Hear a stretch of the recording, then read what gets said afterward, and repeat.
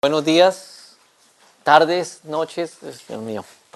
Les agradezco de verdad muchísimo la invitación a esta sesión nocturna, porque venir hasta acá de noche no sé si sea común para ustedes, pero a esta hora normalmente ustedes estarían descansando, posiblemente llegando a sus hogares, entonces de verdad es muy agradable eso. Fue una charla que Cecilia me pidió el viernes pasado, si no recuerdo mal, pero espero que sea de agrado. Quiero agradecer muchísimo a los amigos de Linía con los cuales venimos trabajando desde el año pasado, si no recuerdo mal, a finales de año, diciembre, nos encontramos y empezamos a trabajar. Hemos tenido varias sesiones virtuales y ahora pues vine a una semana para que yo aprendiera lo que ellos están haciendo, más que ayudarles, para poderles ayudarles mejor, aprender, y agradecer a mi colega Alejandra Bentancur de la representación del IICA en Uruguay, que es la que pues ha abierto las puertas para que yo pueda estar acá. Voy a presentar primero un saludo de parte del IICA. Entiendo que por el buen trabajo que hace Alejandra y los demás colegas que vienen acá a Uruguay, el IICA es muy conocido por todos ustedes. El Instituto Interamericano de Cooperación para la Agricultura este año está cumpliendo 75 años en el hemisferio. Por esa razón estamos corriendo más que siempre. Es un año muy importante para nosotros. Y bueno, para los que no saben, tenemos 35 representaciones cubriendo casi todo el hemisferio, casi en todos los países tenemos representación, y tenemos especialistas en el tema sanitario, que es al cual yo estoy vinculado. Yo pertenezco a un equipo hemisférico que somos más de 30 personas en todo el hemisferio, donde tenemos la fortuna de contar con profesionales permanentes 24 horas al día, 365 días al año, como Alejandra, en cada país, dispuestos a trabajar en el tema de lo que denominamos nosotros SAIA, Sanidad Agropecuaria y Inocuidad de los Alimentos. Y esto de verdad para nosotros es un gran gusto. Somos parte del equipo, ser parte del equipo de los países y tratar de apoyar en lo que podamos. La charla que tengo preparada para ustedes el día de hoy involucra dos grandes componentes. Un primer componente que tiene que ver con programas sanitarios, diseños de programas sanitarios y economía de salud animal, algo muy rápido. Y finalmente una aplicación alrededor del tema de garrapatas. Para eso pues yo parto de un entendimiento que trabajamos alrededor de unas cadenas de valor que puede ser, en el caso de bovinos, para carne o para leche, en los cuales hay múltiples actores. Y son cadenas de valor porque todos los actores ponen de su parte y asignan recursos para generar valor. Y el valor en la ganadería para los productores está en sus animales, pero para los consumidores está en la carne y en la leche y en sus derivados. Y por eso lo que tenemos que hacer nosotros desde la sanidad es proteger ese valor que se genera. Cuando decimos proteger los alimentos, es proteger ese valor y esos recursos que ellos han dispuestos para lograr eso, pasar de leche cruda y de animales vivos hasta productos que terminan en el mercado doméstico y en el mercado internacional, en el cual, sin lugar a dudas, Uruguay es un país extremadamente exitoso en los dos procesos de agregación de valor. Es decir, ustedes le han demostrado al planeta Tierra que la carne uruguaya y la leche uruguaya es suficientemente valiosa, y es tan valiosa que la gente está dispuesta a comprarla aquí y en el exterior, y ese es un esfuerzo colectivo. Alrededor de eso, entonces, encontramos unos actores que están sobre esa cadena de valor, que su objetivo es generar productos y beneficio económico para ellos. Y eso tenemos que partir, que ese es el objetivo central, generar productos y generar beneficio económico para cada uno de los eslabones.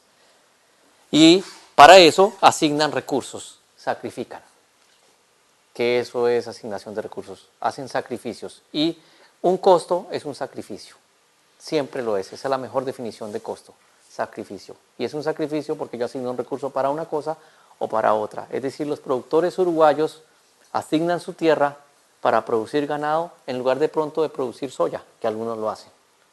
Y eso es un sacrificio. Y igualmente, entonces tenemos otros actores que rodean esta cadena de valor, que son proveedores de servicios e insumos. Entre estos proveedores de servicios están los veterinarios privados, que buscan como objetivo que esta cadena de valor consuma y que esta cadena de valor gane. Cuando la cadena de valor le va bien, a los veterinarios y a los vendedores de insumos les va bien. Si a la cadena de valor le va mal, a los veterinarios y a la cadena de valor le va mal. En general, estos también asignan sus recursos, en los cuales uno de los recursos más importantes es el conocimiento. Por eso estamos hoy acá en el INIA. Esa cadena de valor también está tiene otros actores alrededor, que son los servicios oficiales y los gobiernos. ¿Qué le preocupa a los servicios oficiales y a los gobiernos en particular? Que se mantenga servicios oficiales de sanidad que tengan un estatus sanitario apropiado, óptimo, protegiendo este valor. Y por lo tanto, el gobierno genera un bienestar social. Y para eso, ¿qué hace? Asigna también capital, conocimiento y trabajo. Un recurso que también es un sacrificio y es un recurso competitivo, porque un país puede asignar al servicio sanitario un recurso o puede asignarlo al Ministerio de Educación o puede asignarlo para construir vías o hacer infraestructura. Y es entonces un sacrificio. Y todo protegiendo este valor que generaron privadamente estos productores. Y finalmente los consumidores locales o domésticos o internacionales, que su objetivo es consumir y satisfacer sus necesidades y sus preferencias. Y para eso ellos asignan capital. Y en esta cadena de valor es que entramos nosotros. Y ahí es donde aparecen las enfermedades y los programas de salud animal, que es el tema que nos trae el día de hoy.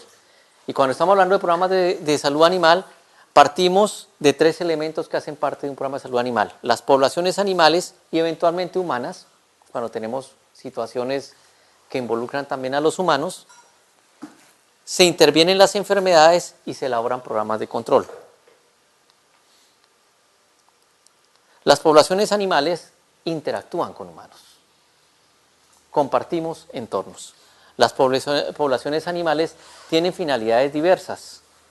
Finalidades diversas que tradicionalmente producen alimentos que se comercian, tanto animales y productos, generan trabajo, generan compañía.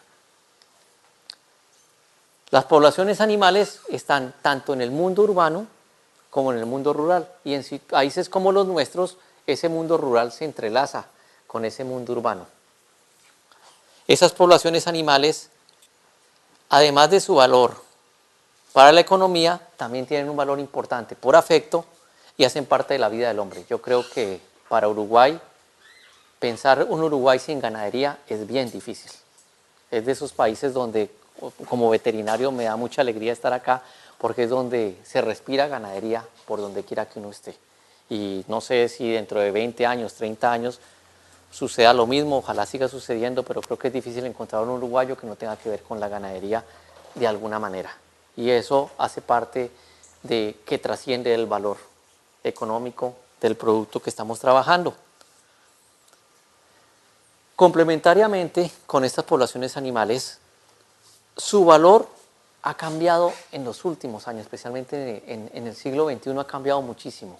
En el pasado los individuos animales tenían un valor proporcionalmente muy grande en comparación a las intervenciones que hacíamos. Hoy en día el valor ha cambiado notoriamente. Tenemos situaciones donde el valor de los animales está asociado al bienestar animal y a la compañía y no a la producción que pueden hacer. Y entonces vemos ya que se han modificado muchos procedimientos que antes hacíamos posiblemente mal, pero que hoy en día nos exige costos adicionales como faenado más humanitario con los humanitario o animalitario, no sé cómo se dirá, porque le decimos que faenado humanitario de animales, que tiene que ver con ese nuevo valor que le estamos otorgando a la sociedad a los animales también. Igualmente, cada vez que aparece más tecnología, el valor individual de los animales de producción pesa menos comparativamente con los insumos que utilizamos hacia ellos, como sucede fácilmente en producciones como la avicultura y la porcicultura. Y en los bovinos está empezando a suceder también. Eso nos implica que en animales de granja el enfoque individual comienza a ser menos relevante y comienza a ser más relevante el enfoque poblacional. Y de parte del consumidor están demandando productos que provengan de animales saludables, pero especialmente de cadenas de valor saludables. Y una cadena de valor saludable es aquella que genera productos inocuos, de calidad, pero que también una cadena saludable es aquella que es rentable. Una cadena de valor que no es rentable es una cadena de valor enferma. Y las enfermedades hacen parte de esas posibilidades de enfermarnos una cadena de valor. Es así como los animales tienen unas complejidades muy grandes cuando estamos tratando de diseñar programas sanitarios.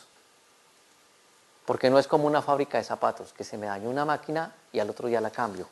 Los animales que trabajamos nosotros, y particularmente los bovinos, trabajan en ciclos de producción biológica de largo plazo.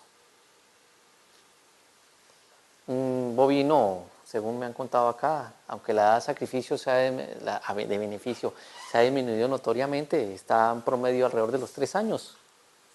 Entonces quiere decir que yo hago inversiones que hasta dentro de 3 años lo voy a convertir en producto. Estoy pensando en algo de largo plazo y me obliga a pensar diferente mis decisiones y las intervenciones que yo haga. No es un tema de corto plazo. Los animales se mueven y la mayoría de las enfermedades o muchas de las enfermedades se transmiten a través del movimiento de los animales porque se transmiten por contacto directo. Entonces, al moverse los animales me hacen mucho más complejo el diseño de programas sanitarios. Son simultáneamente un activo y un producto. Un productor con una decisión así de rápido, la fábrica que es la vaca la convierte en producto. Es para mí el único sistema de producción que puede suceder eso. Si ustedes tienen una producción de manzanas, el árbol lo pueden cortar y lo vuelven madera, pero no lo vuelven manzanas.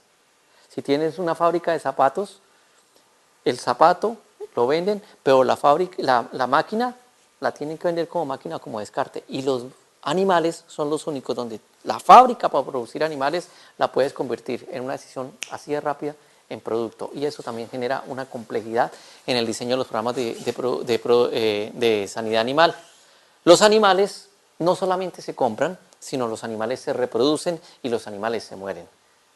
Lo que hace que los modelos que tenemos que trabajar nosotros en animales son mucho más complejos en el momento de tratar de simular lo que está pasando. Y igualmente los beneficios son diversos. Tenemos beneficios monetarios por venta de productos, pero también tenemos que aceptar que los animales son fundamentales para la vida. El problema más importante que tenemos en Latinoamérica no es el hambre, sino la desnutrición crónica. El hambre lo hemos atacado bastante bien, tenemos tarea por hacer, pero es mucho más importante la desnutrición crónica. Y la desnutrición crónica solamente la solucionamos con proteína. Y proteína que tenga aminoácidos esenciales que están en la proteína de origen animal. Entonces, mientras que la malnutrición, que es un problema mundial, se soluciona generalmente con energéticos, o sea, para eso está el maíz, el sorgo, otros productos agrícolas, el problema número 1, que está en desnutrición crónica, la tenemos que solucionar con proteína. Los problemas de la niñez, con todas las enfermedades que estamos teniendo, necesitamos proteína, porque la proteína es fundamental para generar anticuerpos. Si yo hago un problema de inmunidad y los niños no están bien nutridos, pues la vacuna le entra y no produce anticuerpos y entonces pues que hay inmunidad. O sea, somos muy, muy importantes para la vida, somos mucho más que un costo-beneficio de una intervención, que es parte de lo que vamos a hablar hoy. Y por supuesto, lo veíamos hoy, se repite en cada país, los productores utilizan sus animales como un ahorro. El último productor que estábamos visitando hasta las 5 de la tarde, él no tiene ningún parámetro para vender sus animales, los vende cada vez que tiene una necesidad. O sea, a él, cuando un animal se le muere su futuro, no se le muere su presente, se le muere su ahorro. Y eso tiene una connotación muy diferente. Hoy en la mañana con otro productor, un colega que ya no está con nosotros en este instante, nos decía, es posible que el productor a cualquier costo decida que los animales no se mueran. Y puede ser porque se le está muriendo su futuro. Y por supuesto, hace parte del trabajo y definitivamente los animales hacen parte de la cultura, más en un país como este. Mientras que las enfermedades nosotros las entendemos por su causa y por su origen, que son dos cosas diferentes. tenemos que entender cómo se transmiten, tenemos que entender cómo afectan al individuo, porque las enfermedades suceden en individuos, pero tenemos que entender qué efectos tienen tanto en el individuo como cómo se presentan en la población. Y finalmente, entender qué determina, o sea, qué son los factores asociados para que eso suceda, porque sucede de manera diferente de una explotación a otra, para poder intervenir las causas de las causas. El ejemplo más sencillo es, si llueve y hay una gotera, yo puedo limpiar el piso, que es lo que normalmente hacemos cuando curamos un animal. Pero tenemos que subir al techo y tapar la gotera. Y esas son las medidas preventivas que tenemos que tomar. Y eso es la base de los programas sanitarios. Y es así como en ese contexto aparecen por fin las enfermedades. Las enfermedades, para mí, lo decía esta tarde en una conversación que tuvimos, espero no ofender a los colegas veterinarios, que me imagino que son casi la mayoría, para mí las enfermedades existen no cuando hay un agente infeccioso presente, sino cuando tienen impacto económico. Y solamente cuando hay impacto económico digo que el sistema productivo está enfermo o la cadena de valor está enferma y que la enfermedad realmente es enfermedad. De resto simplemente es que es algo natural que nosotros convivimos en un entorno lleno de agentes. No estamos viviendo en un laboratorio de bioseguridad 3. Entonces algo que nos enseñaron a nosotros posiblemente estar persiguiendo los agentes, ser cazadores de microbios, empieza a cambiar cuando le metemos un poco de economía. Y la enfermedad es un problema económico, por supuesto, porque las enfermedades cuando llegan a los animales tienen consecuencias en producción, en bienestar y en sobrevivencia, cuando la enfermedad llega. Pero la enfermedad, eso produce en los animales, pero la enfermedad también produce efectos en los humanos, sin ser zoonótica. Y produce efectos porque los humanos reaccionan frente a las enfermedades. Entonces tenemos humanos que cuando llegan las enfermedades deciden cambiar el uso de los recursos. O sea, los recursos que habían puesto para generar beneficios, deciden cambiarlos. Y es cuando nosotros vemos que un productor comienza que sus animales se enferman mucho y dice, yo acabo con esta producción y me cambio a agricultura.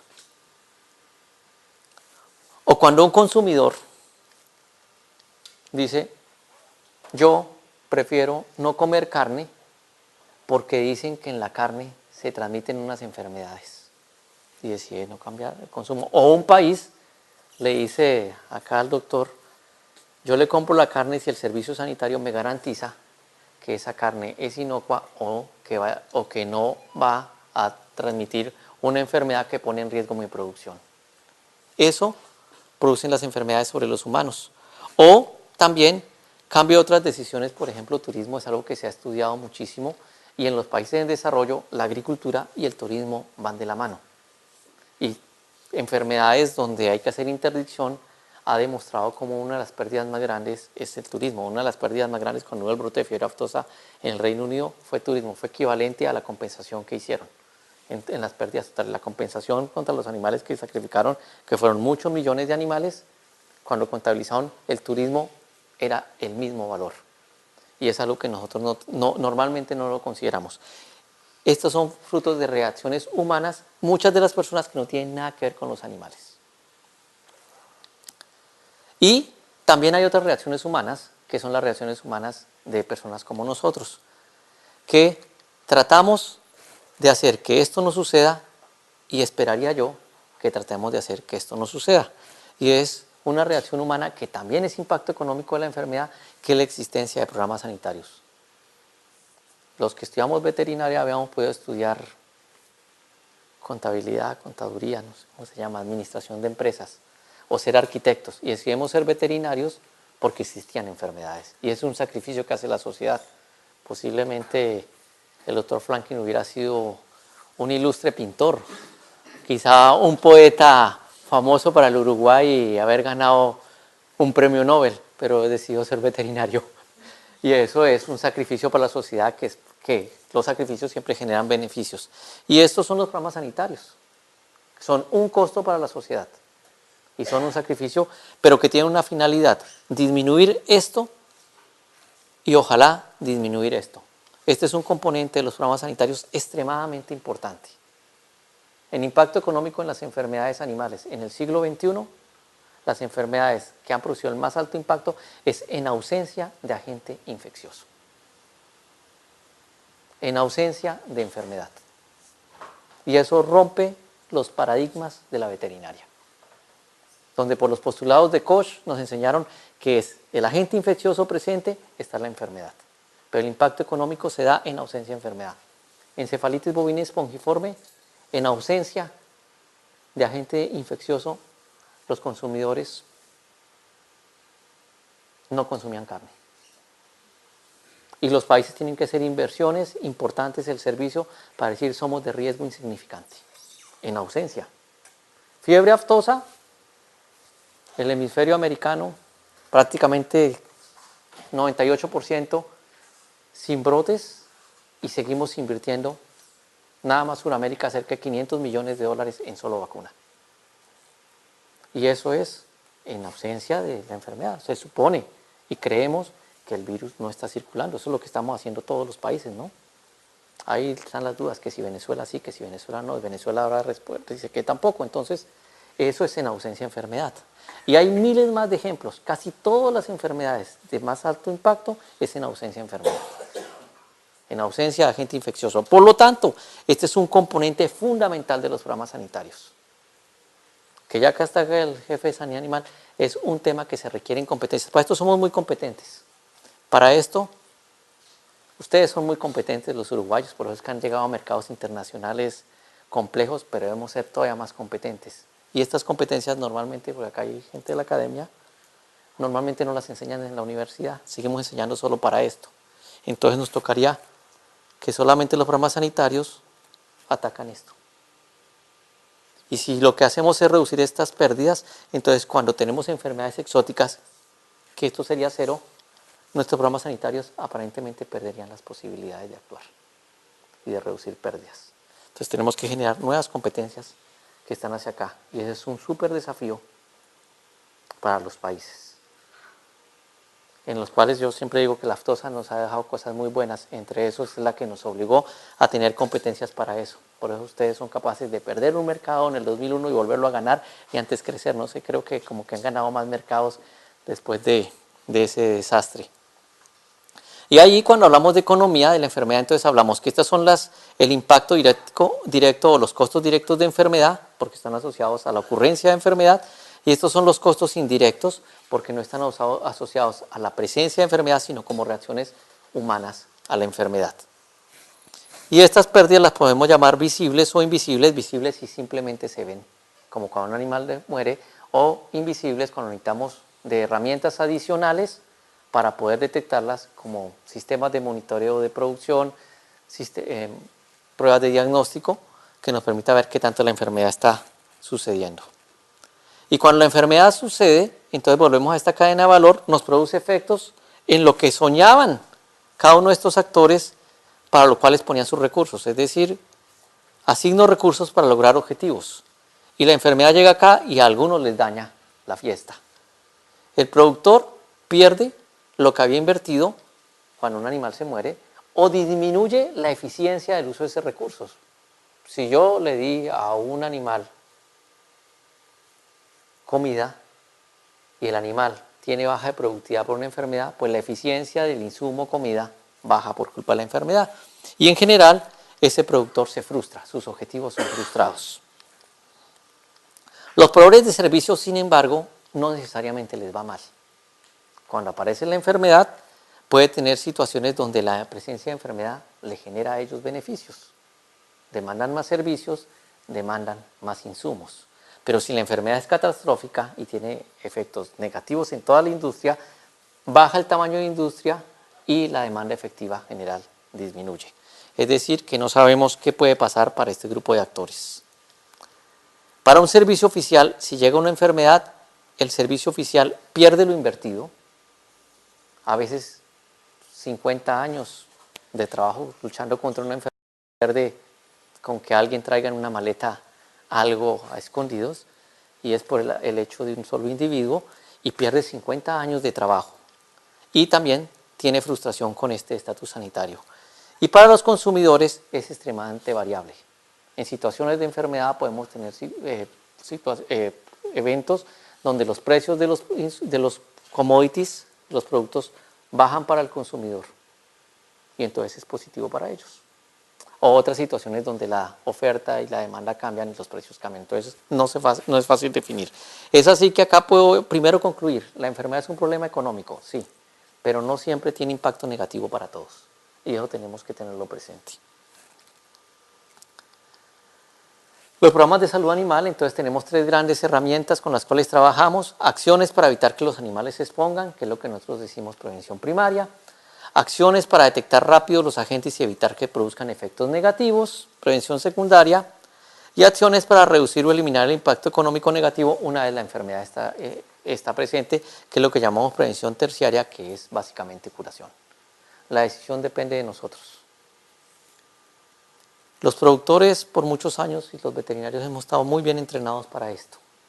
Y esto lo hemos utilizado de discurso, pero lo utilizamos mucho menos. El desafío es qué es lo más rentable.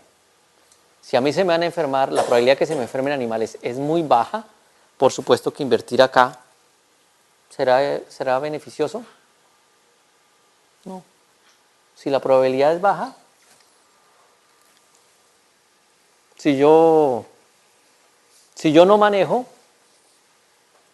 no tengo por qué no tomar, porque la probabilidad de que me estrelle manejando es bajísima, pero si manejo, debo no tomar, porque la probabilidad de que me estrelle es alta. Entonces, si la probabilidad de enfermedad es bajísima, posiblemente es mejor esperar que llegue la enfermedad, detectarla y tratarla rápidamente, y puede ser lo económicamente más viable. Y a veces lo que uno dice, los productores como son de tontos. Hoy hablábamos de ese caso, ¿no, Franklin?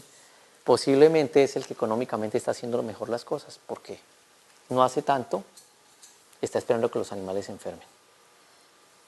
Entonces depende de la situación epidemiológica, pero a veces esto va a ser mejor. No siempre prevenir es mejor que curar.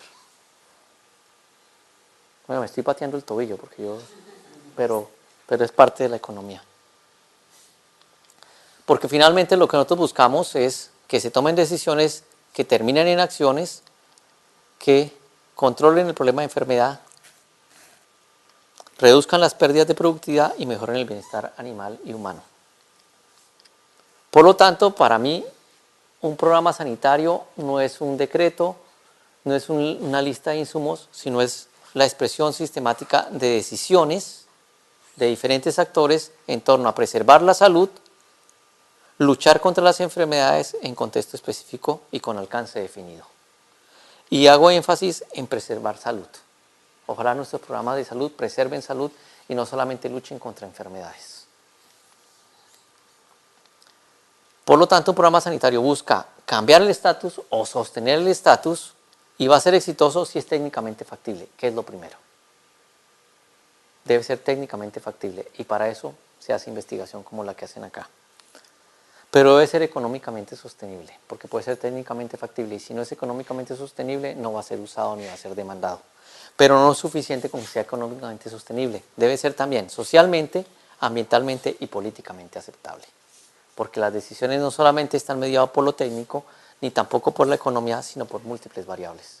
Los decisores son decisiones multiobjetivo y no monoobjetivo. O sea, es bastante obtuso creer que con que solamente sea técnicamente viable o que sea económicamente sostenible, que me dé el análisis costo-beneficio apropiado, que ya lo van a usar.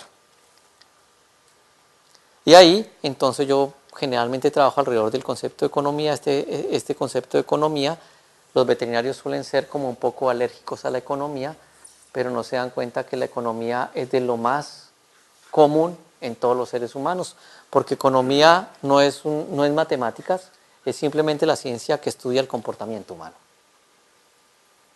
Lo que hacemos todos los días, que es la relación entre fines, es decir, lo que buscamos, nuestros objetivos, y la asignación de recursos que siempre son escasos y que yo tengo uso alternativo. El día de hoy, por las razones que sean, que espero no enterarme todas las razones, ustedes decidieron venir acá a las 7 de la noche en lugar de estar descansando en sus casas. Espero que haya sido porque tienen muchas ganas de aprender de esto. Y eso es una decisión económica. Eso explica claramente, y ese es el comportamiento humano. Lo que hacemos economía es entender esas situaciones desde el punto de vista cualitativo y, si es posible, utilizar algunos indicadores cuantitativos que nos ayuden a entender cómo es que la gente balancea eso que busca con esa asignación de recursos. Y si esa asignación de recursos ha sido eficiente o existen otras opciones más eficientes de asignar esos recursos. En el fondo lo que hacemos con economía y en economía de salud animal es ayudar a entender este proceso de decisiones humanas en escogencia de caminos para actuar. Y son caminos en actuar que deben ser en plural. Hoy en la conversación que teníamos más amplia sobre estos temas, ese es otro de los problemas, caminos para actuar. O sea, yo tengo opciones. Hoy tuvimos una reunión muy bonita temprano donde le preguntaban a Cecilia, ¿y qué va a hacer? Y ella habló, podemos hacer esto, podemos hacer esto, podemos hacer esto, podemos hacer esto. Vio varias opciones. A mí me pareció muy bueno, Cecilia. Porque cuando tú no sabes qué hacer, significa que estás empezando a andar en el camino de economía de salud animal. Si te preguntan qué hay que hacer y tú dices, no, acá lo que hay que hacer es utilizar tal producto, ahí la economía no necesita porque no hay un camino de escogencia. Ya tomaste tu camino, pero cuando ya tienes varias opciones y tienes que decir cuál va a ser la mejor, ahí la economía te va a ayudar. Y cuando me ayuda esto, ¿para qué? Para toma de decisiones. Y ahí tengo que partir quién es el tomador de decisiones, que normalmente no es el veterinario. Nosotros somos unos asesores e influenciadores de decisiones, pero normalmente la decisión la toma el productor, a veces el mayordomo, el ministro, el comprador y el veterinario simplemente está en la fiesta. Pero eventualmente sí, acá tenemos jefes, así, entonces sí tiene que tomar ciertas decisiones, pero muchas de nuestras decisiones, los tomadores importantes, nosotros somos asesores. Entonces tenemos que tener herramientas para que ese tomador de decisiones tome mejores decisiones y para eso ayuda la epidemiología y la economía.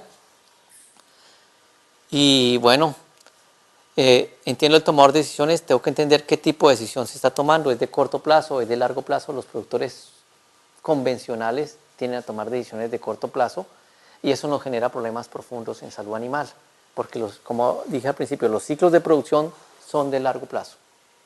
Y las enfermedades se transmiten también y se combaten en largo plazo. Si mi decisión solamente es de corto plazo, voy a tener dificultades profundas. Hoy veíamos también cómo era una situación que pasó hace 3 años, el productor está viendo las muertes recién este año. Y él a veces y nos decía esa mañana también, y es que los animales se mueren cuando se van para ese potrero, o sea, es un tema de corto plazo, como si ahí en el potrero casualmente suceden allá porque es el momento donde temporalmente tienen que suceder y geográficamente están allá, pero no necesariamente la enfermedad está asociada a lo que pasa solamente en ese potrero. Entonces eso también nos complejiza muchísimo el tipo de decisión, la autoridad de quien la toma, la información, pero lo más importante para mí en toma de decisiones es lo que se denomina el proceso cognitivo, y en proceso cognitivo de toma de decisiones estamos hablando que tenemos 2 tipos de modos, uno que se llama la visión analítica secuencial, sistema 2, que es en el cual nosotros estamos perfectamente entrenados. El sistema 2 es el sistema racional. El sistema racional de toma de decisiones que está basado en probabilidades y en información y que es el fundamento de la economía clásica. De que los individuos tomamos decisiones racionales maximizando utilidad, es decir, beneficios menos costos y basados en probabilidades. Que los veterinarios dan recomendaciones basados en la evidencia. Que los veterinarios, a nadie, creo que en Uruguay tampoco, le dan clase de adivinación como a Harry Potter en Hogwarts, ¿no? Ellos dan clase de adivinación y la bola de cristal y todas esas cosas. Nosotros nos enseñaron a basarnos en el diagnóstico de laboratorio. Entonces a nosotros nos formaron para orientar en decisiones racionales. Y las decisiones racionales requieren de información, requieren de probabilidades y requieren de tiempo. Y se trabaja en economía en el marco de expectativas racionales. El otro modelo, que es el sistema 1, que es el de la visión asociativa o intuitiva, que está basado en algo que le llevó a este psicólogo Kahneman ganarse el Premio Nobel de Economía en el año 2002, que trabaja sobre lo que se denominan los atajos mentales o heurísticas. Y es lo que podemos llamar que este es el pensamiento racional, la toma de decisiones racionales, y esta es la toma de decisiones intuitivas. Estos atajos mentales o heurísticas son de representatividad, accesibilidad, ajuste y anclaje, que son formas como nosotros tomamos las decisiones, y estos corresponden al 80% de las decisiones que tomamos, todos los días. Pensaría que ninguno de ustedes, y los invito a que levanten la mano con toda honestidad, ¿quiénes de ustedes hicieron un proceso racional para venir esta noche a esta charla? ¿Qué significa un proceso racional? Un proceso en donde ustedes hicieron probabilidades, costos y beneficios, cuantificaron, estimaron, dijeron qué me conviene más, hacen un modelo mental o matemático y dicen lo más apropiado es ir a la charla de Jaime Romero. Levanten la mano quien sigue un procedimiento racional. Así son la mayoría de nuestras decisiones. Acá hay alguien que hoy se definió que era absolutamente intuitivo, no el 80, sino el 98%, y que gracias a esa habilidad intuitiva aún está vivo. Entonces, eso es parte de nuestra realidad. ¿Qué significa esto en términos de economía, de decisiones y de salud animal? Nosotros estamos entrenados para esto, pero nuestros clientes y los tomadores de decisiones actúan acá. Cuando contrata una empresa a un CEO o a un supergerente, lo contrata porque es una persona que dice que es muy ocupada y que toma decisiones rápidas. Y eso lo hace con base en su experiencia y en su intuición, este modelo. Pero este tiene un cuerpo de asesores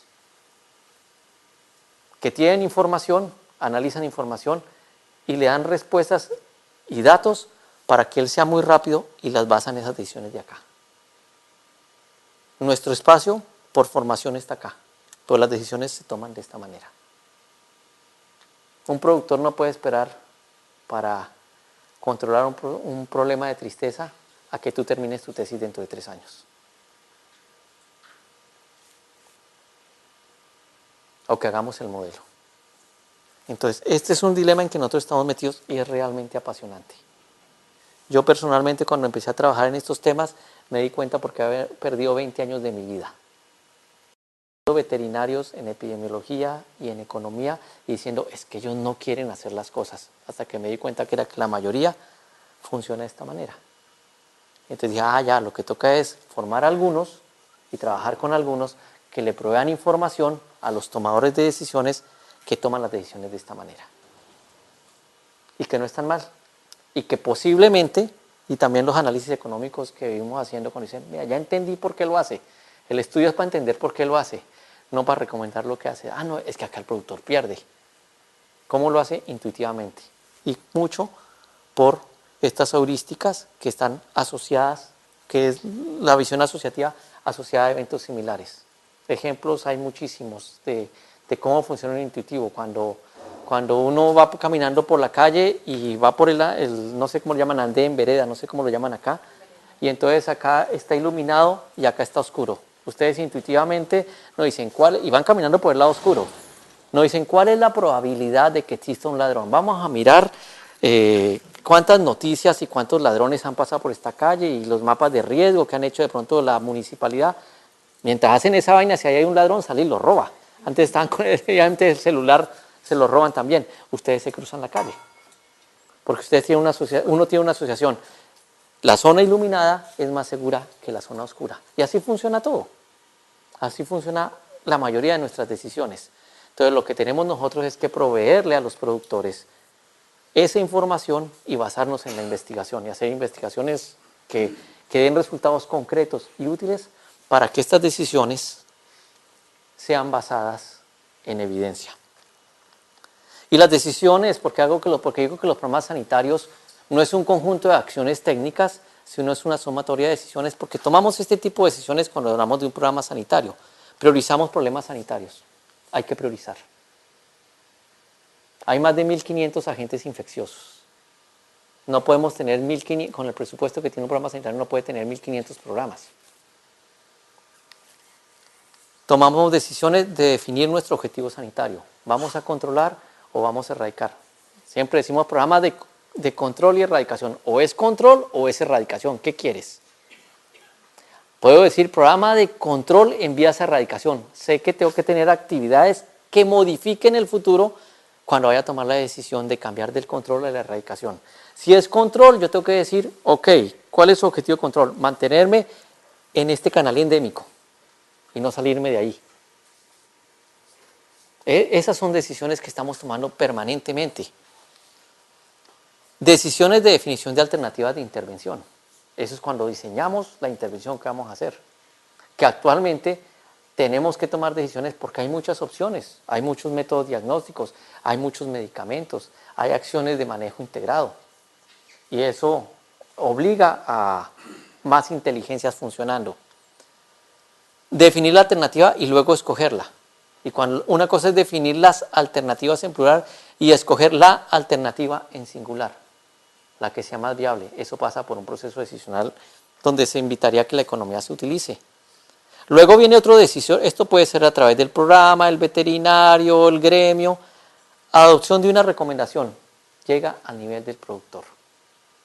Que como decían unos amigos míos agrónomos en Colombia, el que toma la decisión le faltan 5 años para terminar primaria, pero es el tomador de decisiones.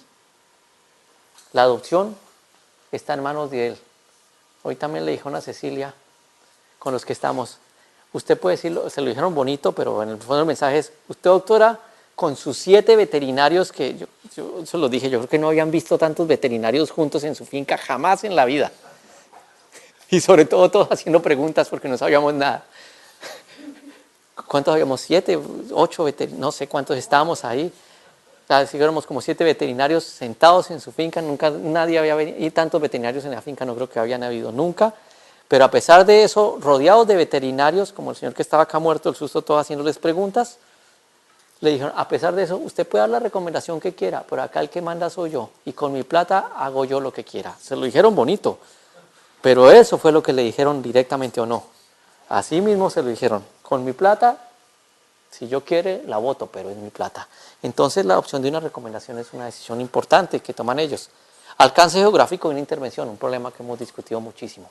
¿Hasta dónde se debe hablar de que el Uruguay tiene la línea que busca la erradicación o el control de la garrapata?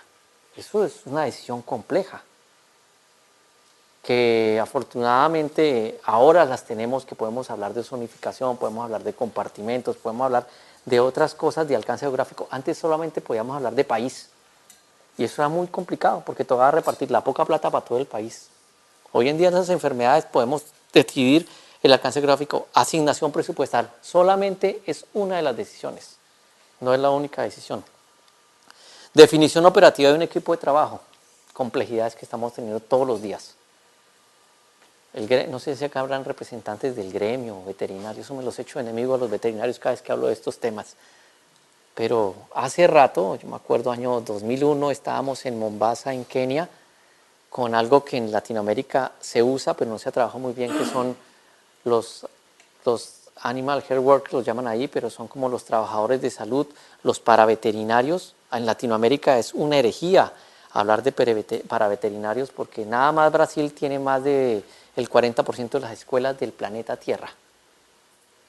El 40%, alrededor del 40% de las escuelas de veterinaria del mundo están en Brasil. Entonces yo creo que el sitio donde hay más veterinarios en el planeta debe ser Latinoamérica. Entonces acá es muy difícil decirle a la gente, esta es una actividad que debe hacer un paraveterinario. Inmediatamente se le vienen a uno todos los colegas encima. Pero son decisiones que hay que tomar, porque a veces hacer una acción veterinaria por un paraveterinario o por unos productores entrenados puede ser más viable en un programa. Es una decisión operativa compleja. Latinoamérica es realmente difícil hablar de estos temas cuando los colegas, hay muchos y bueno, acá tienen una escuela veterinaria nada más, creo. Es el único país que tiene la situación. De resto eso es, hasta Bolivia que tenía 2, ahora también tiene un montón. El diseño organizacional, también otro tipo de decisión.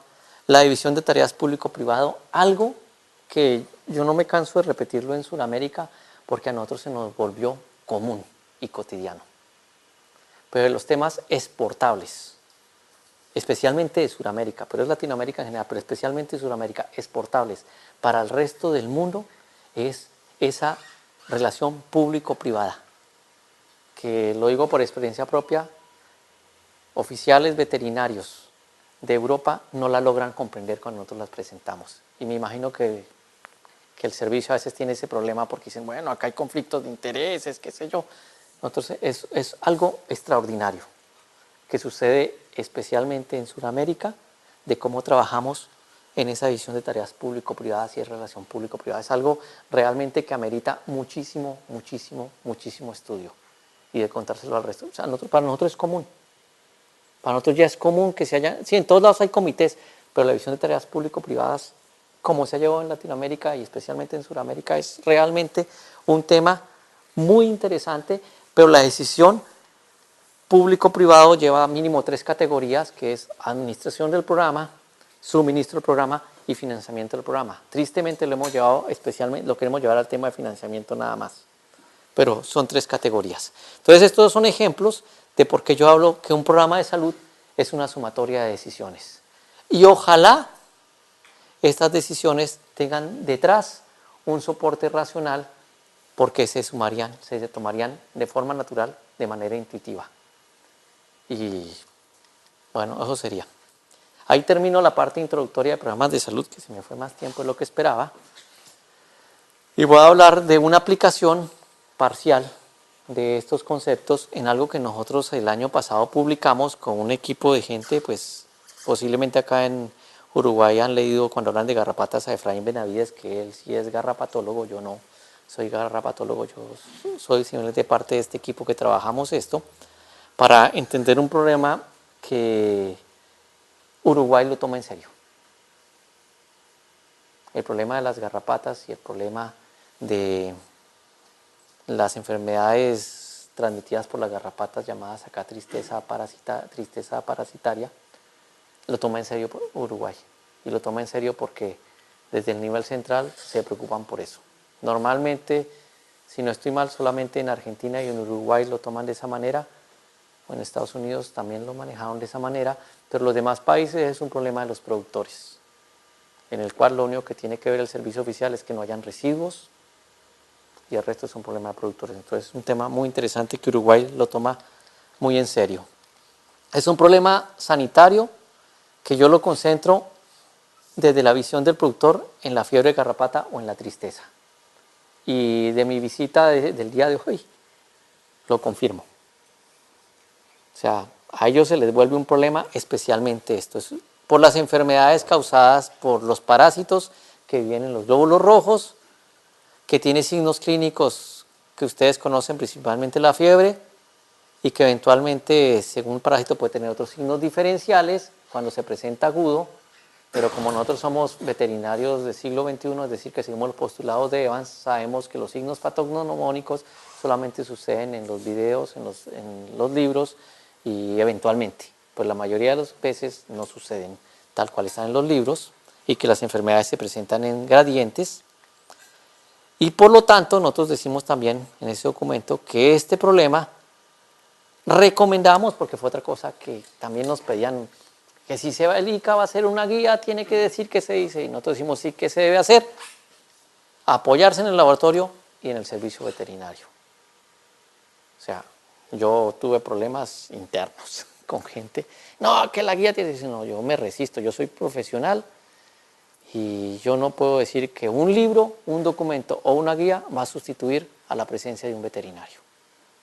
Para unas indicaciones generales, pero la recomendación central siempre es apóyese del servicio veterinario y cumpla las normas que el servicio oficial coloca. Confíe en que el servicio oficial tiene la capacidad de actualizarse y estar a tono, pero siga eso. Esa es la recomendación central que hacemos nosotros. De ninguna manera podemos decir, ok, productores, ¿sabe qué? Usted salga a la droguería veterinaria y pida que le vendan tal cosa. Eso, si lo hacen, es problema del que toma esa decisión. Pero por eso parece como una de las recomendaciones centrales. Y entonces nosotros siempre, servicio veterinario y el laboratorio. Es decir, apóyese de los que saben hacer tomas de decisiones racionales para que sus decisiones intuitivas sean mejores. Tenemos estos parásitos, ustedes los conocen. Acá ven las fotos. ¿Y cuándo sucede este problema?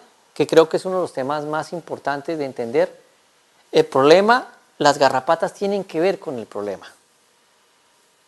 pero tienen que tener condiciones muy particulares. Para que suceda la fiebre de garrapata, tiene que simultáneamente haber garrapatas con hemoparásitos y tienen que haber bovinos susceptibles.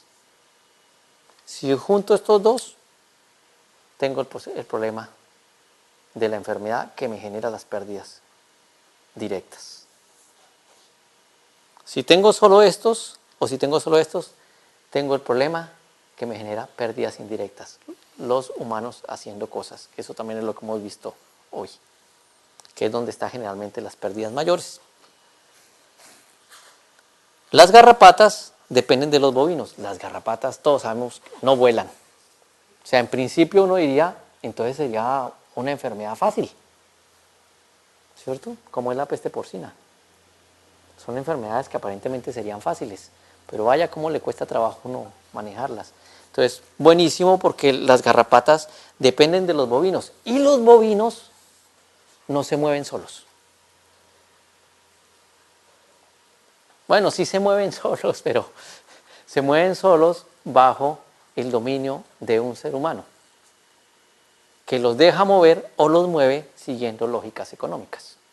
Que era lo que esta tarde hablaba de la economía como determinante de enfermedad. Entonces, si yo entiendo el sistema de producción y cómo lo maneja, cuáles son los productos que vende, si los animales si compra animales, de dónde los trae, hacia dónde los mueve, uno puede decir, ¿existe o no la probabilidad de que lleguen garrapatas a este predio? Al servicio, a veces le toca decir o le dice, usted no puede mover los animales. Y ahí es donde se arma la trifulca, ¿o no? A veces hasta salen en las noticias, porque va en contrasentido de la lógica económica. Entonces, este primer punto, para que aparezcan garrapatas, sigue simplemente las lógicas económicas. Y si yo no entiendo la economía del sistema de producción, no voy a entender por qué no se mueven solos. Sí se mueven solos y se saltan las cercas, pero claro, porque el sistema de producción es un sistema extensivo. Y es un sistema extensivo por lo mismo que nos dijeron también los productores hoy. Cuando entonces llegaron con la información de los grupos CREA, dijeron al 3% de los costos, 6% de los costos son sanitarios. Dijo el productor, acá el costo sanitario es el 30% de mis costos.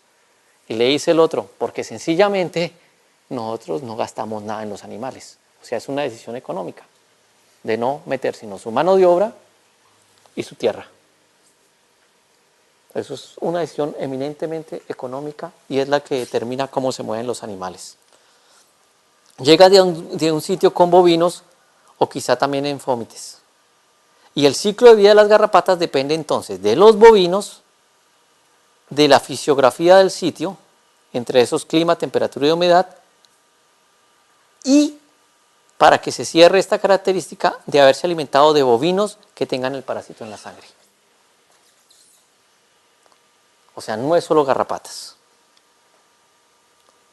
Los bovinos, entonces este es para este lado, y los bovinos por su otro lado, son susceptibles todas las razas. O sea, los bovinos son susceptibles iguales. El único diferencial es con garrapatas, los cebuinos, que son un poco más resistentes a las garrapatas. Son susceptibles si no han estado previamente expuestos.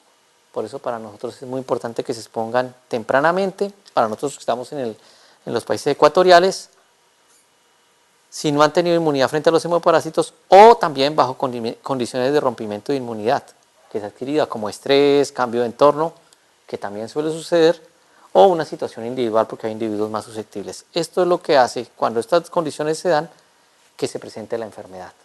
Y como eso varía, entonces la enfermedad se presenta de manera diferencial dentro de una población animal y entre poblaciones animales o entre fincas. Y por lo tanto vamos a tener situaciones de que cada finca es un mundo. ¿De qué depende la intensidad? Bueno, los signos clínicos no siempre son iguales. ¿Y de qué depende la intensidad? De la virulencia de la cepa, de la cantidad inoculada, de la edad del huésped, de la raza, del estrés, del grado de inmunidad y del ambiente.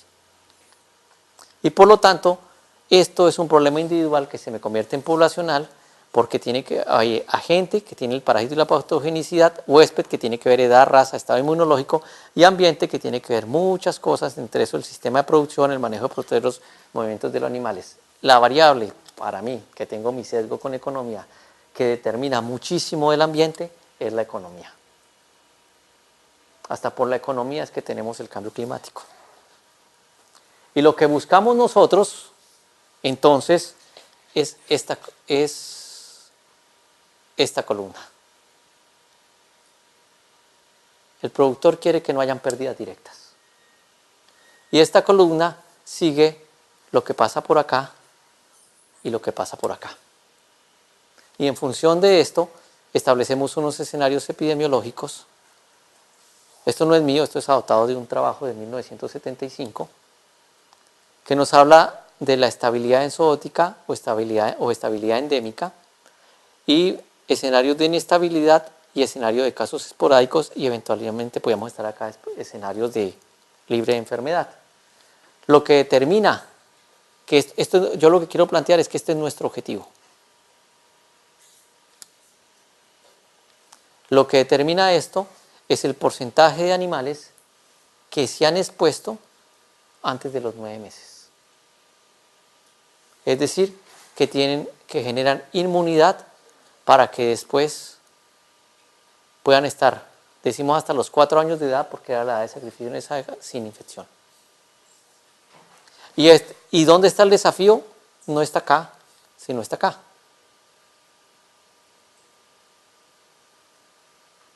Acá no, este no es un gran desafío, porque como es esporádico, ahí lo puedo atacar con detección de enfermedad y tratamiento, y posiblemente sea lo más adecuado económicamente. Acá es donde vamos a tener el desafío.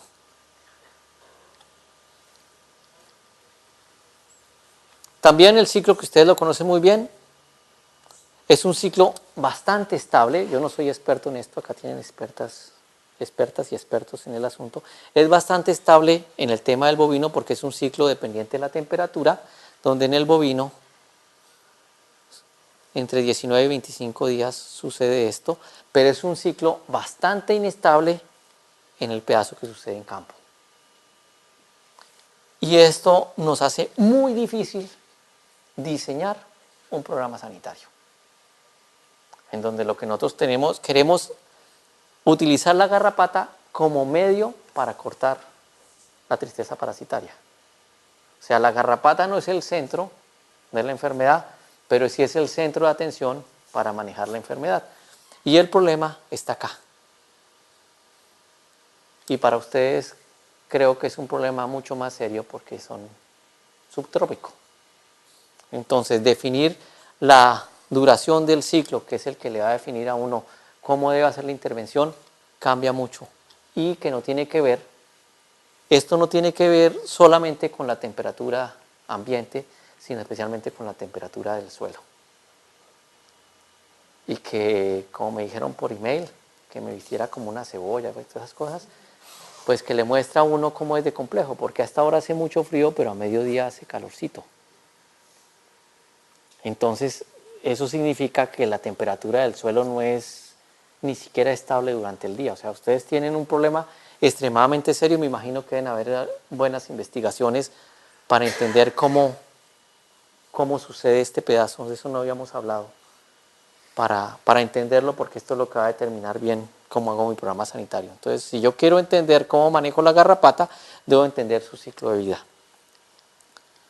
Hay algo que también es muy viejo, que creo que ustedes lo trabajan, que es lo que se llama el preferendum, que es la curva que me hace cambiar el periodo de desarrollo, de la duración del desarrollo de los huevos, y también la temperatura. Y pues Tatiana es experta en eso, y como es experta en eso, tiene ahí una incubadora en el cual coloca los huevos a la temperatura perfecta. Y ella sabe muy bien que si no lo hace bien, no le eclosionan. Y eso mismo, eso que sabes, es lo que tienes que sacar de esa incubadora y llevarlo allá, a las fincas. Es simple. Toda tu experiencia cuando falla tu experimento porque se fue la luz, no sé. Entonces, eso es ese pedazo. Y jugamos todo alrededor de la población de garrapatas sin decir que las garrapatas son mi enemigo. Porque el enemigo es el hemoparásito. Las garrapatas las puedo utilizar como aliadas, que es lo que hacemos nosotros en los países ecuatoriales. para tratar de llegar a la endemicidad estable. Es una cosa fascinante, con los parásitos es fascinante porque casi todos los parásitos tienen su espacio de endemicidad estable, porque ellos dependen del huésped para su sobrevivencia. Entonces llegan a ese momento de equilibrio donde al huésped no le hacen nada. Y si logramos entender ese pedazo, ese es el punto de equilibrio económico. Y eso lo he vivido yo ya con varios parásitos con los cuales, buen retorno, Gustavo. No se aburrió, lo que pasa es que se va para Montevideo, no se preocupen, porque si no ahorita se van todos los demás. Y eso es lo que nosotros tenemos que manejar. Nosotros con varios parásitos siempre hemos trabajado eso. Entienda el ciclo de vida del parásito, entienda el ecosistema, entienda cómo los humanos intervenimos en el ecosistema y somos capaces de manejar las enfermedades parasitarias, que para mí son las top de los sistemas de producción como los que tenemos nosotros. Lo que pasa es que nos gustan las virales, porque para esas hay vacunas. Entonces es bien chévere como veterinario llegar con la solución debajo del brazo, ¿no? En cambio, cuando a uno como veterinario le preguntan enfermedades parasitarias, la respuesta de uno es depende. Y entonces esa respuesta no le gusta a la gente. Y uno dice, tengo que tomar muestras y tengo que mirar cómo está el ecosistema y la epidemiología de la enfermedad. Entonces dicen, este se nota que no sabe. Porque para las otras enfermedades siempre me dicen, no, pues muy fácil, vacune. Entonces pongo la vacuna y funciona, ¿no? Entonces uno dice, no, simplemente tengo que calcular la RO y según la RO, entonces si es el 80% de cobertura vacunal, ya la hice. Entonces, pero con los parásitos es apasionante porque tenemos que entender eso. Y para eso yo no soy experto en esos ciclos, pero acá hay gente experta.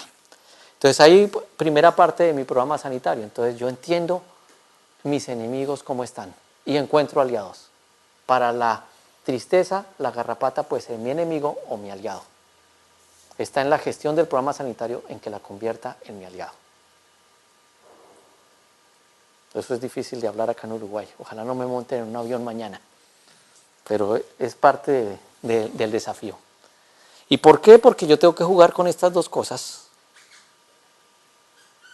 Con lo directo, que es lo que le duele al productor cuando la enfermedad se da, y con lo indirecto, que es lo que le duele al productor por culpa de nosotros. O sea, eso está siendo grabado, no puedo utilizar malas palabras. El productor está fregado. Hay palabras más grandes para decir cómo están los productores, porque por todos lados se le da. Identificar los animales muertos, flacos, mal desarrollados, baja producción de leche, abortos, efectos en las pieles, que esto está en función de la incidencia de enfermedad. Algunas pérdidas invisibles que posiblemente en esta enfermedad no sean tan notorias, problemas de fertilidad en machos y hembras, eso es lo que la literatura dice, estructura del hato cambiado. Esto tiene un impacto grandísimo de largo plazo, porque normalmente en nuestros sistemas de producción nosotros mantenemos, en los problemas reproductivos sí que es más importante, este es súper importante en estructura del hato cambiado, es súper importante en el impacto económico de enfermedades reproductivas, porque nosotros mantenemos un poco de animales inútiles con nuestra fertilidad, porque el objetivo es que la vaca me produzca un ternero año. Entonces, si yo tengo un 50% de natalidad, tengo la mitad del ejército de vacaciones. Porque están grandes, tengo que pensar en palabras más apropiadas. Errores de selección de animales de baja productividad, eso es común.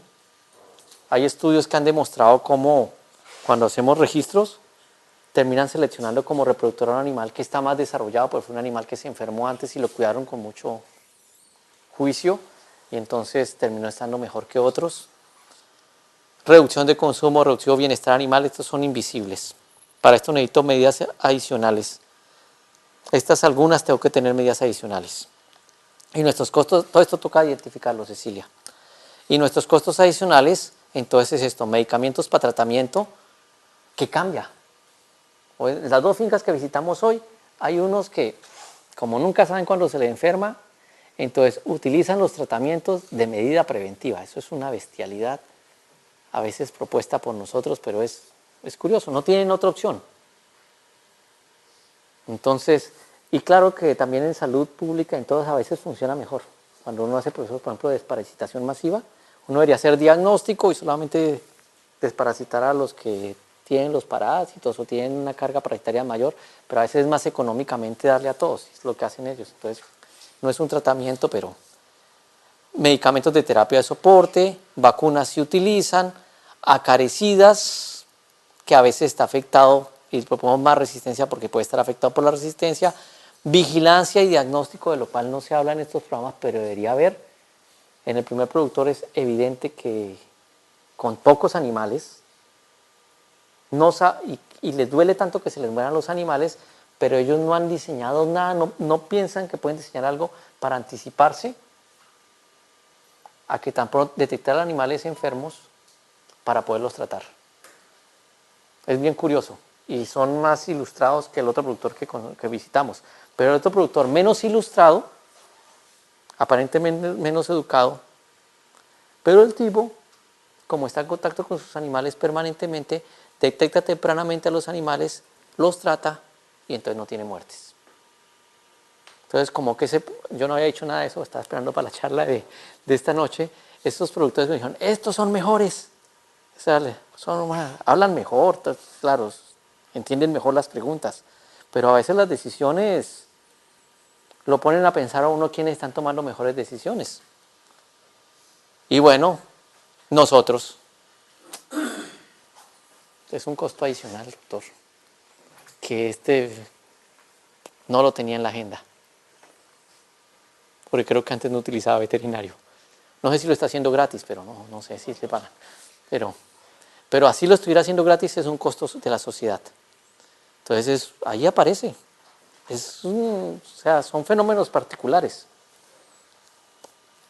Y bueno, está todo el otro tema de ingresos no percibidos también dentro del impacto económico que se vio más evidente en la segunda finca, que hay que investigar muy bien, porque eso de que si mi animal tiene garrapata y lo llevo a la feria, en la feria sin cobrarme más, lo bañan y lo mantienen 3 días ahí alimentándolo, pero no me cuesta más, a él no, pero le cuesta a la sociedad. Entonces es un costo adicional de una situación originada por una decisión humana, que es un programa sanitario que tiene el país. Entonces hay una cantidad, ingresos no percibidos, entonces eso termina también al productor afectando, lo que nos lo dijo, por cada animal gano $50 menos, porque ya todo el mundo sabe, este es el animal enfermo de algunas cosas que lleva acá 3 días, entonces cuando hace el remate, pues es el último que seleccionan. Eso era como a mí cuando iban a jugar en el colegio. Entonces comenzaban, a ver, vamos a más equipos, tin, tin, tin, y yo era el último ahí paradito, claro, chiquitito.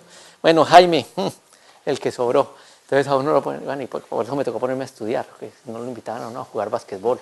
Entonces, por bajito. Entonces eso también les pasa y son costos adicionales. Y acá de todo esto vimos, Cecilia. Entonces mañana cuando trabajemos nos toca a partir de ahí cómo lo calculamos.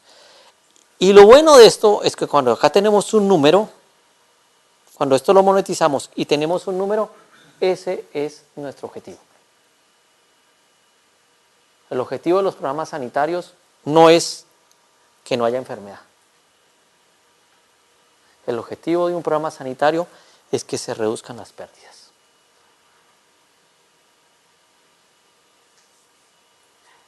Esta mañana también hablábamos de ¿y qué sucede cuando ya no se le estén muriendo a los animales? Pues el objetivo del programa sanitario es rediseñarse para que esto sea menor. Porque quiere decir que lo que hizo funcionó. Pero cuando cambia la situación de enfermedad, si es sostenible y yo soy inteligente, porque los veterinarios somos muy inteligentes, entonces tengo que cambiar esto. Pero ¿qué sucede? Como somos resistentes al cambio, no cambiamos esto. Y sucede en este y en cantidad de programas sanitarios. No modificamos lo que funcionó. Y esto no es como el fútbol, que si Suárez está metiendo goles, entonces a Suárez no lo pueden mandar a la banca. Porque lo que pasa es que el fútbol siempre es igual. Hay que meter goles y hay otro equipo enfrente. Pero si la enfermedad ya no está presente, esto tengo que cambiarlo. ¿O no? Porque hay una frase que se la asignan a Einstein, no sé si la habrá dicho porque el señor ya se murió, que locura es hacer una y otra vez lo mismo esperando que me dé resultados diferentes. Y acá es, hago uno y otra vez algo, me da un resultado. pero ya no está la situación y quiero seguir haciendo lo mismo. Muy veterinario. ¿O no? Entonces tenemos que estar dispuestos a que cambiar esto es un desafío a medida que esto modifica. Y eso es diseñar programas sanitarios en función a riesgo, en función a probabilidades. Y para eso necesitamos equipos multidisciplinarios. Porque esto es lo que nosotros podemos manejar. Esto está en nuestras manos. Esto no y esto tampoco. Entonces este es nuestro reto. Modificar esto para que esto baje y para que esto baje. Y acá entonces también hay que hacer una cantidad de campañas para decirle al consumidor que no se preocupe, que la carne en Uruguay y la leche es segura a pesar de la garrapata. Y eso generalmente se debe encargar el servicio oficial y la media. Porque si acá hay pérdidas, estas también hay que arreglarlas. No sé si tenga efecto. No sé si eso suceda. Pero hoy en día el consumidor cuando dice enfermedad de un animal, inmediatamente no hay que comer. Bueno, los uruguayos seguirán comiendo carne por muchos años, afortunadamente. Eso es desayuno, almuerzo y comida. Carnita, carnita, carnita, carnita.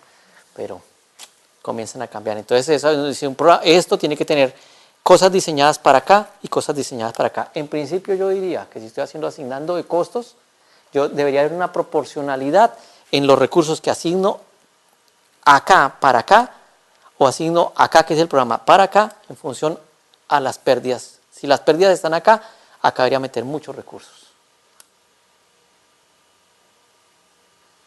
Si las pérdidas es porque tengo un precio que no coincide con mercados no aftosos de precio alto, le meto muchos recursos a convencer a esos mercados que la carne uruguaya es segura y ustedes lo han hecho, ¿o no?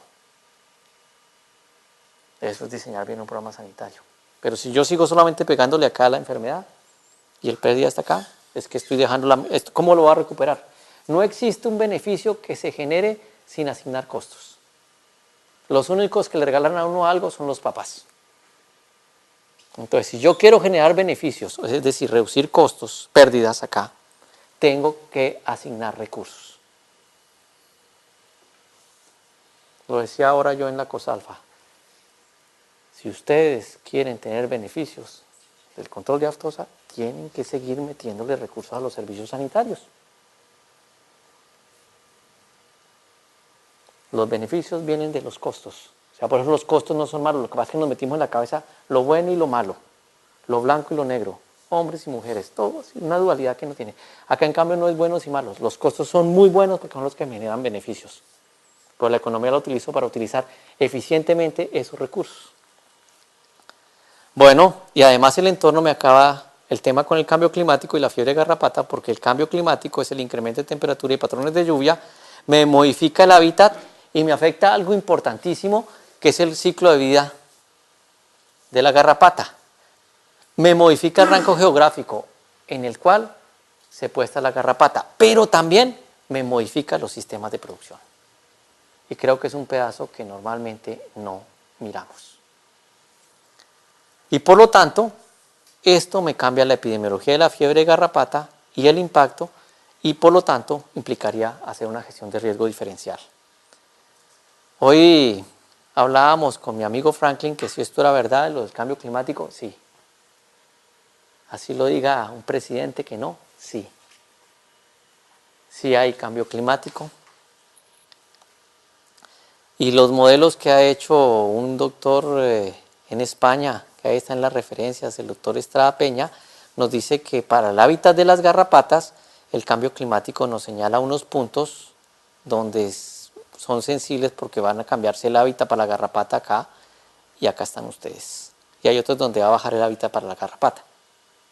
Pero hay unos en que se va a modificar, siendo más favorable el hábitat de la garrapata, como es acá en Uruguay. Eso lo dicen los modelos que hace el doctor Estrada Peña, y para nosotros como países ecuatoriales, que es por altitud, y estamos encontrando garrapatas en zonas más altas. Pero el cambio climático no solamente claro, directamente el ciclo de vida de la garrapata, relativamente fácil, actividad y sobrevivencia. Entonces, si se han hecho estudios hace 10 años, 20 años, hay que volver a medir. y la humedad y la temperatura. Pero también me genera otros cambios que tienen que ver con la garrapata y con la fiebre de garrapata, porque me genera cambios en el paisaje, el cambio climático. Y una de las razones por una de las zonas que visitamos de que no se puede hacer erradicación sino control es por el paisaje. Entonces, otro elemento más del cambio climático como meter en un programa. Y me cambia las actividades de los seres humanos.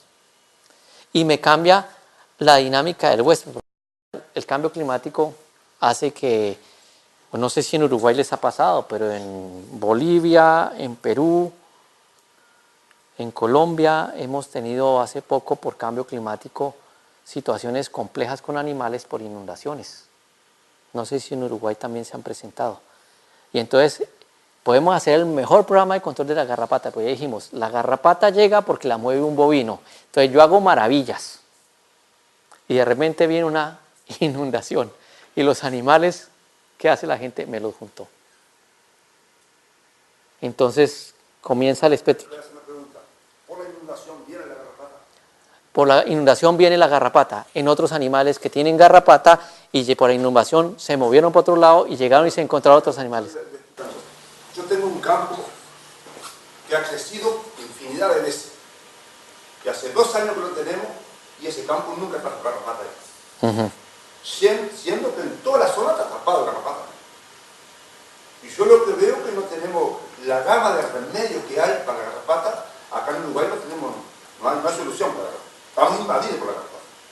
Pero tú no tienes garrapata, es porque para que llegue la garrapata tiene que traerlo, otro animal tiene que llegar con la garrapata. ¿Cómo? Otro animal tiene que llegar, las garrapatas no llegan por el agua, llegan porque otro animal. Entonces me explico mejor. Otro animal, pero por la creciente no viene la garrapata. No, por eso quiero explicar muy claramente. Cuando digo que la inundación llega a la garrapata a través de otro animal, porque cuando hay una inundación de ese calibre, que es un desastre natural, los animales se mueven y terminan juntándose y ya no existen cercas y no existen dueños. Yo un campo que tenía más garrapata que pasto, para decir una cosa así, porque los animales tenían garrapata hasta en el lomo.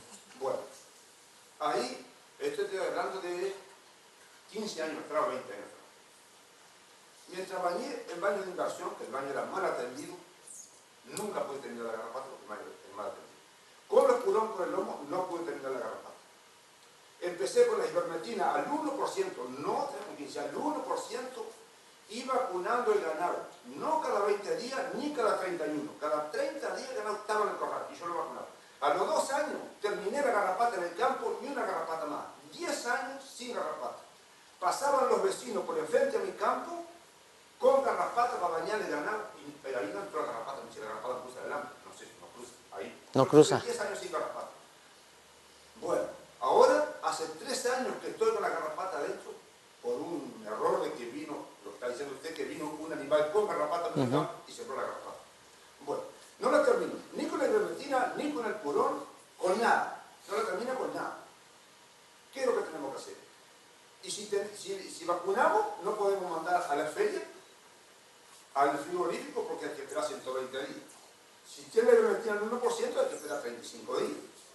La lechera no la podemos vacunar con la ivermectina porque tenemos que bañarla con el cero porque no se puede tomar la leche. El cero dura 7 días para la garrapata juega con el cero, purón ese.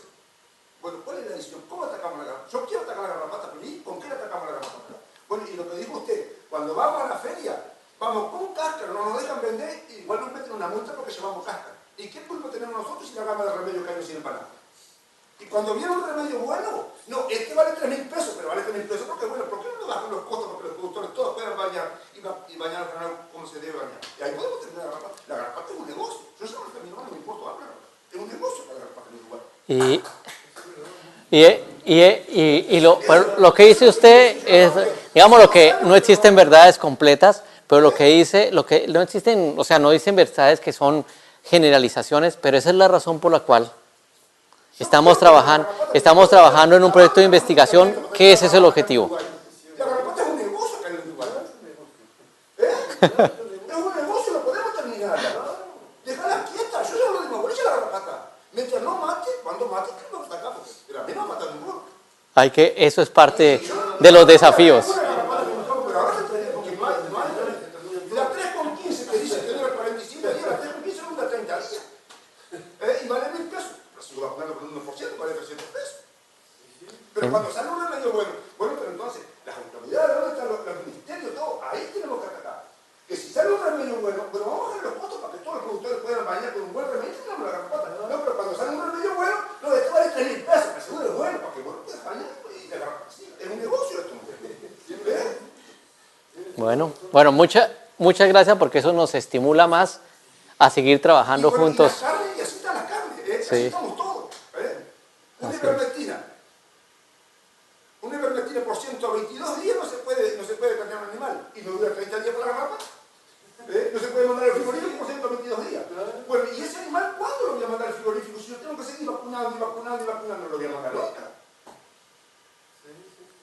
Ese es el tema. Esa es la cosa que quiero que me expliquen acá como es la cosa. Vamos a atacar la garrapata. Yo quiero atacar la garrapata, pero con estos medicamentos que hay, no, así no. Espera que se... no. Tenemos los baños de inversión como antes. Vamos. Tenemos con la pared, que los otros días le daban una vaca y si tenía que tomar leche, tomaba leche perfectamente. Ahora no se puede tomar leche porque tiene ivermectina en 1, porque tiene ivermectina en 15, se puede tomar leche. Y el cero, la garrapata juega con eso, porque el cero le bañaba.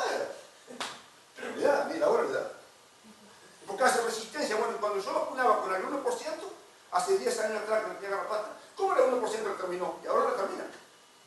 Por el clima, como dice usted, bueno, será el clima. No sé si. Pero no es solo el clima, es muchas más variables, pero por eso es que es un desafío complejo que requiere de ustedes los productores, de los servicios oficiales, de los investigadores, no sé si acá habrá alguien representante de empresas farmacéuticas, requiere de mucha gente que se ponga junta.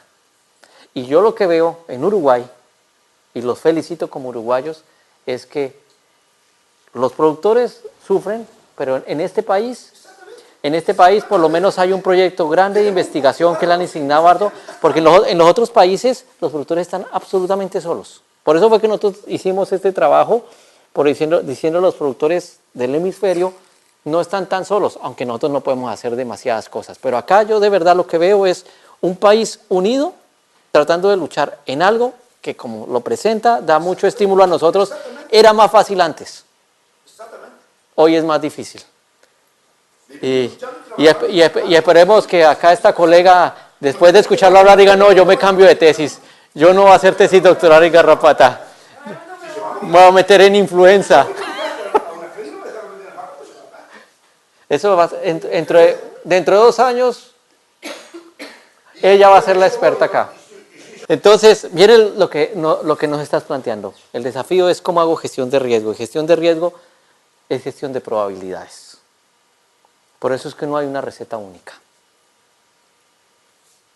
Y es cómo yo manejo esas probabilidades. Cómo yo tengo un paquete técnico, que es lo que están tratando de armar, conocimiento técnico fuerte con probabilidades. Hacemos un ensamblaje de lo económico, porque ¿de quién son las vacas? Suyas, ¿cierto? ¿Quién es el dueño de los animales? Por lo tanto, ¿quién es el dueño de la decisión de lo que se debe hacer?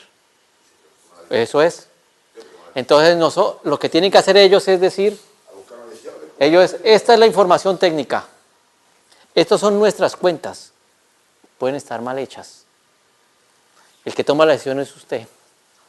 Y ese es el trabajo colaborativo. Y allá el señor que está atrás por el servicio oficial dice, y yo tengo que proteger todo el país. Y tiene que dar unas indicaciones para todo el país. Entonces, cuando trabajamos todos juntos, es complejo, es dificilísimo. Pero venimos de un modelo de trabajo de hace décadas, donde toda la culpa era del doctor, porque claro, todos eran los programas sanitarios, como si las ganaderías fueran del Estado. Y eso es, cuando yo hablo de la contribución de la alianza público-privada de Sudamérica, ese es el punto central. Es la conversación del productor que le duelen los animales y es el que toma la decisión, con un asesor. Pero los veterinarios no se pueden tomar la responsabilidad, porque es todo gestión de probabilidades. Y las probabilidades son solo probabilidades, algo que puede suceder.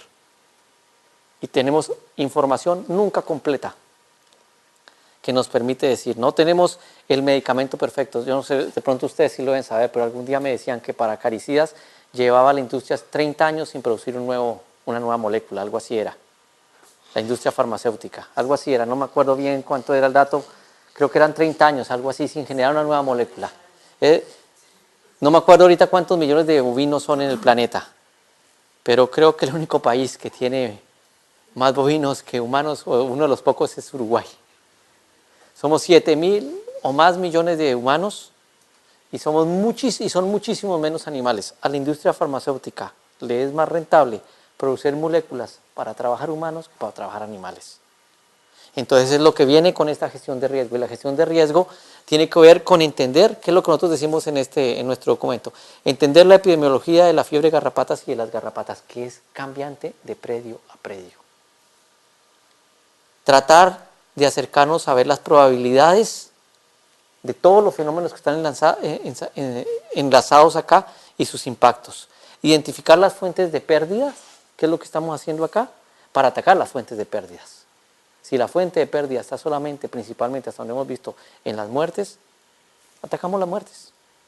Hoy también lo decían, este señor lo único que quiere es que no le vuelvan a morir animales. Con todo lo triste y así ofuscado como está, que es razonable, tiene la suerte comparativamente con una cantidad de productores que hay aquí en Uruguay de que no se le han muerto animales. Y eso, o sea, no le estoy diciendo que bendecido sea, pero comparativamente hay otros que se les ha muerto el 20% de los animales. Esos deberían estar un poco más molestos. Entonces, hay situaciones diferenciales. Acá acaba de decir Franklin que posiblemente el estudio dice, es posible que usted pueda volver al estadio de sin garrapatas. Es posible, es probable, hay que estudiarlo. Pero hay otras fincas en las cuales ya se está trabajando donde dice, en esta finca la recomendación es que tiene que vivir con las garrapatas. Entonces son cosas cambiantes. Tratar de armar intervenciones basadas en la evidencia y en la evidencia del presente. Y eso es un desafío técnico y que es complejo, que tiene que haber escenarios de riesgo y que requiere del trabajo colaborativo. O sea, ni que los dos hubiéramos preparado la charla porque usted dio la matización para esta diapositiva, ¿no? Los escenarios epidemiológicos que presentaba al inicio no son estables. No es porque yo esté en estabilidad endémica, eso no vaya a cambiar.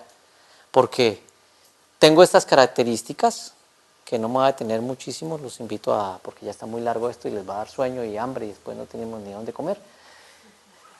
Pero esto cambia constantemente y entonces vamos a estar migrando de escenarios de estabilidad zoótica o endémica a inestabilidad y de casos esporádicos a inestabilidad. La inestabilidad, que es la más compleja, va a ser como la constante. No es el escenario perfecto. Y el mejor ejemplo es el que acaba de decir usted, de estar sin garrapatas. Pasa a tener muchas garrapatas. Ese es el ejemplo de todo lo que está pasando y son cambios asociados al ambiente, a la gente y al huésped, porque eso está cambiando.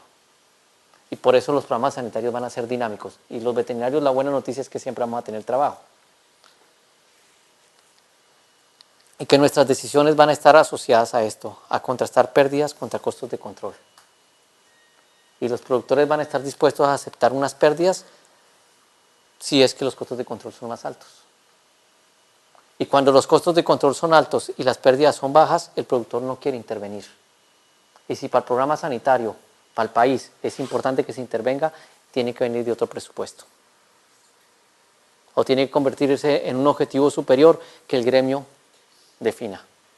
Y son los desafíos. Casi todas las enfermedades, cuando son endémicas y tienen alta incidencia, los productores entran, porque las intervenciones les van a venir las pérdidas directas.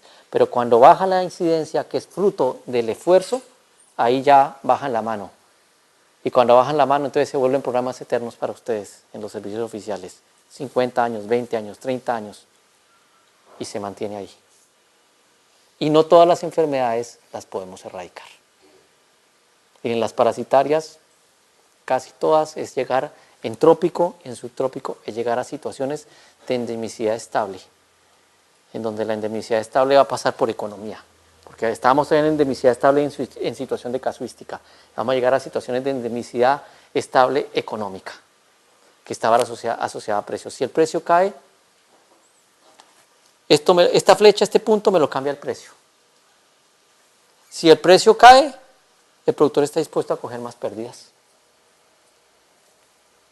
Porque el costo de los programas de control se mantiene constante. Si el precio del producto cae, entonces el productor dice, ya, si antes 2 muertos me pagaban la intervención y baja el precio de los animales, entonces 3 muertos me pagan la intervención. Y eso es dinámico asociado a la economía. La decisión racional y esto quiero enfatizarlo acá, sobre todo por la discusión con la garrapata, el problema es la fiebre garrapata o la tristeza. El problema es, y corresponde al efecto de los hemoparásitos. El manejo de la población garrapata es clave. Puede ser mi enemigo o puede ser mi aliado. Y creo que esos son los puntos más desafiantes para el Uruguay. Y sé que técnicamente es un tema que llevan décadas discutiéndolo. Para nosotros aparentemente es más sencillo, por estar en el trópico. Para nosotros es más fácil tener situaciones de endemicidad estable, que se nos rompe y que se nos genera complicación.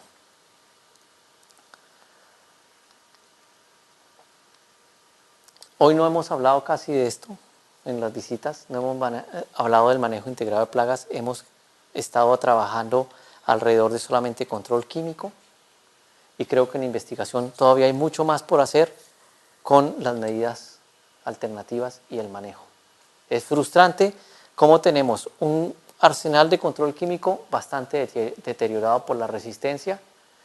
La industria no tiene incentivos económicos porque no es culpa de la industria farmacéutica, o sea, es un negocio y eso no es pecaminoso, o sea, pues obviamente todos nos pagan el sueldo, de algún lado tiene que salir el dinero.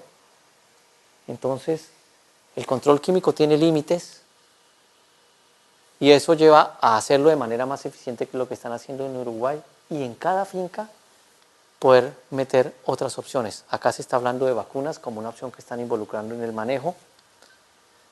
Súper clave el control de movimientos animales, que cambia de finca a finca. Uruguay tiene una cosa privilegiada, que tiene un excelente sistema de trazabilidad. Si estamos bien al norte, yo creo que la probabilidad de que se muevan animales desde el puro norte hasta el sur es muy baja, pero en las zonas de frontera va a ser más complejo que lo que estamos trabajando acá, y la trazabilidad nos genera beneficios importantes porque nos ayuda a entender de dónde vienen los animales. En Perú, donde yo estoy trabajando, también este tema es súper complejo porque los animales vienen de sitios diferentes, se juntan, nunca se saben de dónde vienen porque hasta ahora están montando su sistema de información, los productores todavía no entran con un sistema de identificación unificado. Entonces es un tema importante para manejar. Los químicos naturales, el control biológico, es algo que está todavía en experimentación, es algo que hay publicaciones que presentan efectos positivos, pero que es muy difícil volverlos un programa de control. Entonces hay mucho más espacio para desarrollar, para investigar en estas otras opciones. Uso de ganado resistente a las garrapatas, que es una salida, nos afecta. Y para una situación como la de Uruguay, posiblemente no es una salida muy fácil, porque entonces va a cambiar la calidad de la carne y, bueno, ahí estamos hablando de palabras mayores. Entonces, son cosas que no tienen a la mano, pero hay más opciones. Este manejo de praderas, que por muchos años nos lo enseñaban, desde cuando yo estaba en la universidad nos enseñaban, y manejo de praderas, para mí me parece que es el más difícil y el más inviable. Porque se lo hace uno y se le rompe con que cambie el clima, no con un cambio climático, sino muy difícil de manejar. Y bueno, para ir cerrando, entonces tenemos que trabajar en equipo, identificar los escenarios epidemiológicos, hacer gestión entre zonas libres y zonas endémicas con situaciones diferentes. En las zonas libres cuestionarnos muchísimo de qué tan estable es el escenario libre. Y Uruguay tiene ese súper desafío, lo está enfrentando con seriedad, con profesionalismo. Evaluar riesgos de introducción de enfermedad, evaluar nuestra capacidad de respuesta. O sea, si yo estoy en un predio donde no tengo capacidad de identificación temprana de animales enfermos, ¿para qué los voy a hacer susceptibles? O sea, voy a tener muertes muy rápidamente. Ver qué opciones de gestión tengo, acá es fácil. Y bueno, también las zonas endémicas, entender muy bien la estabilidad del escenario y saber que en las zonas endémicas, que es lo que nos pasa a nosotros, pasar a inestabilidad es relativamente fácil. O sea, romper la estabilidad endémica es relativamente fácil. Comentarios finales, casi que no termino y ustedes dirán, ya están bien aburridos. Enfatizar en ciertos mensajes. Uno, que el objetivo de los programas sanitarios es reducir pérdidas. Y las pérdidas están por efectos de la enfermedad y por efectos de las reacciones humanas. El cambio climático no es la única variable, pero es una variable de entorno adicional que nos hace más complejo el tema de las enfermedades animales. No lo hace más complejo y está fuera de nuestro control. Esto parece una frase de libro. Los programas sanitarios son dinámicos y deben gestarse paulatinamente, porque en la práctica no lo veo tan así. Deben ser dinámicos. O sea, mi papá es productor y por mi papá es que soy veterinario. Y habla muchas veces como usted. Me acuerdo mucho a mi papá en las reuniones. A veces cuando yo hacía reuniones en Colombia me decía, yo no voy. Yo no asisto a esa reunión porque le va a generar un problema, porque cuando diga cualquier cosa y yo tenga que hablar, después nos peleamos. Entonces, los programas sanitarios son dinámicos. Por eso es que lo que sucedía hace 10 años y le funcionó, ahora no funciona. Y por eso hay que seguir apoyando para que la investigación se haga. Y para que hayan jóvenes, vea, sin pelo y blanco, el poco que me queda. Pero mira, acá hay muchachas jóvenes y muchachos jóvenes acá trabajando que van a seguir soportando. Entonces, tienen que ser dinámicos. La economía de salud animal, no para tomar decisiones, sino para influenciar decisiones y ayudarnos para ayudarles a ustedes a tomar las decisiones que ustedes toman. A estar muy atentos a los movimientos de los animales, muy atentos con garrapatas, o sea, las garrapatas no vuelan. Estar atentos a la evidencia de la efectividad, creo que este es un desafío en todas las enfermedades. No conocemos bien la efectividad de las estrategias de control y esto es una tarea también que hay que seguir haciendo. O sea, es una apuesta del Uruguay basada en evidencia, pero que tiene que ponerse a prueba. Lo que ustedes están promocionando, que Alejandra apoyó también con el IICA, un poco se sumó, no es que nosotros lo hicimos, sino nos sumamos con una acción de respuesta rápida a promover esta estrategia generacional. Hay que ponerla a prueba, porque lo que funciona en un sitio no funciona en otro. Los productores, no sé cuántos productores hay acá, ¿pueden levantar la mano los que sean productores o los que tengan animales? Solo 2, muy pocos, bueno, muy pocos vinieron, pero tengan paciencia, tengan confianza y apoyen esas iniciativas. Nada es perfecto, pero están haciendo el mejor esfuerzo. Y trabajo interinstitucional, de verdad, muchas gracias de parte del ICA por darme una semana muy entretenida, porque con frecuencia lo que yo hago en los países es esto que hice esta noche de 7 a 8 y a 9, Dios mío. De 7 a 9, que es estuve en Uruguay, pero estuve en un salón con PowerPoint y gente sentada. Y en cambio estos días hemos podido ver animales, ver productores que a veces en mi trabajo que ahora tengo, pues hablo de los animales, hablo de los productores, pero estoy en un hotel o estoy en una oficina o estoy con el PowerPoint. Entonces muchas gracias y de verdad disculpen lo largo. Deben estar ya dormidos los que estaban viendo la presentación. Hasta luego para ustedes y gracias, muchas gracias a ustedes.